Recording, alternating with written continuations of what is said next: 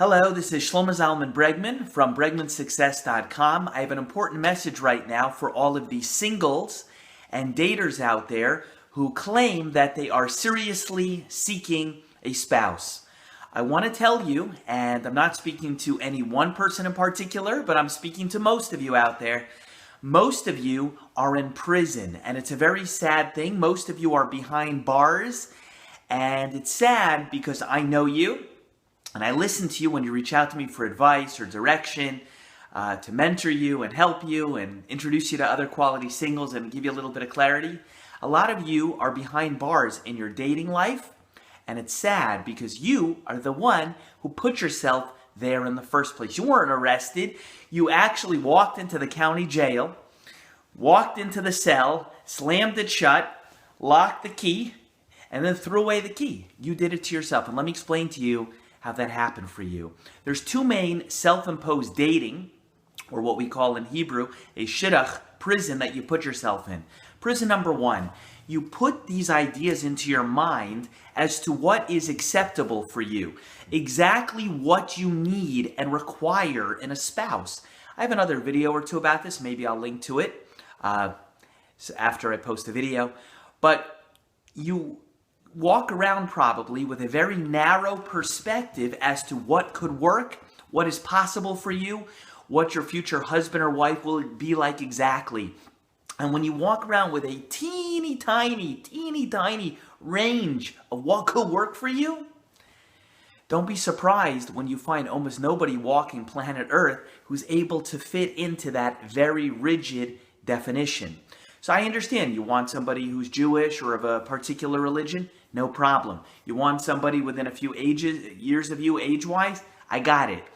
There's certain things that are reasonable, but there's a lot of things that people want and demand and expect that are so rigid and so narrow, you're in trouble. I have a friend who's in his mid-40s, and he claims that he's been seeking a spouse and been totally interested in marriage for about 25 years. He just can't find the one he's looking for. So I'm his friend, and he knows what I do via Bregman Success and one-on-one mentoring people and dating as a private coach and otherwise.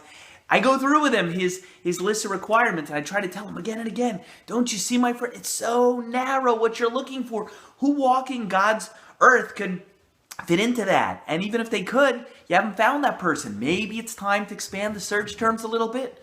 No, Shlomo. Not yet. It's fine. I'll find it. I don't know. I told him, you're behind bars, my friend. You're in prison. You're in your own self-imposed dating cell. It's time you expand a little bit with a little wisdom. Let's get you to the finish line. The second major self-imposed dating or shidduch prison that I find people put themselves in, it's not from what they put in their mind as to their needs and requirements list. It's something else. You know what it is?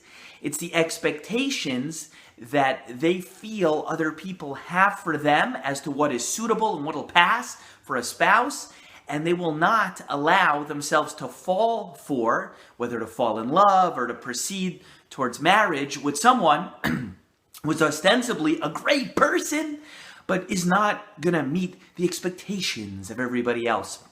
I know people who have told me in confidence they've been going out for a while with somebody, and she would make a great wife, he would make an amazing husband, he will be a solid person that I could spend the rest of my life with. She is a person who could be a foundation for a wonderful home for children and grandchildren into the future. But why are you not proceeding with them? You know what they tell me? In their heart of hearts, they sometimes admit that they're of the belief that they need to go out with somebody who's going to wow people. That when the dating process ends and they finally go to the wedding and say, hey, look who David or look who Sarah or look who Rachel finally married, that everybody's going to have their tongues wagging and hanging out of their mouths. Everybody is going to be blown away by their looks, their beauty, their impressiveness. And if I marry somebody who's a little bit shorter, a little bit heavier, a little bit this, a little bit that. Yeah, I know, I guess I could be happy with them for 40, 50, 60 years, I guess. But what's everybody going to say? And I want to tell you that is the formula for thinking and dating like a loser. Okay? If you want to be happy, you want to get married, marry a person, find a person who makes sense for you. Don't think about this hypothetical wedding and what everybody's going to think and who's going to be impressed in the future. Some of the people that you think you're going to try to impress, they might not even come to your wedding. And even if they're impressed or if they're not, how long is that going to last? It's stupid. If you want to get married, you have to develop some wisdom to get out of your self-imposed dating prison via the expectations and the demands you have for yourself that are self-imposed, and that you're sort of self-imposing on yourself via the perspective of others. Anyway, a lot more to say on this, but it's not going to be a short and sweet clip anymore if I keep going, so I better stop. This is Shlomo Zalman Bregman from BregmanSuccess.com. Hope you will please click the red button, whether it's up there or down below. Subscribe to this YouTube channel so I can keep giving you more great content. I encourage you to share this with others so we can help them get out of their prison as well. If you'd like to work with me in a one-on-one dating capacity, simply write me an email, shlomo@bregmansuccess.com. Maybe we can work something out. Have a great day. Hope you get free. Bye.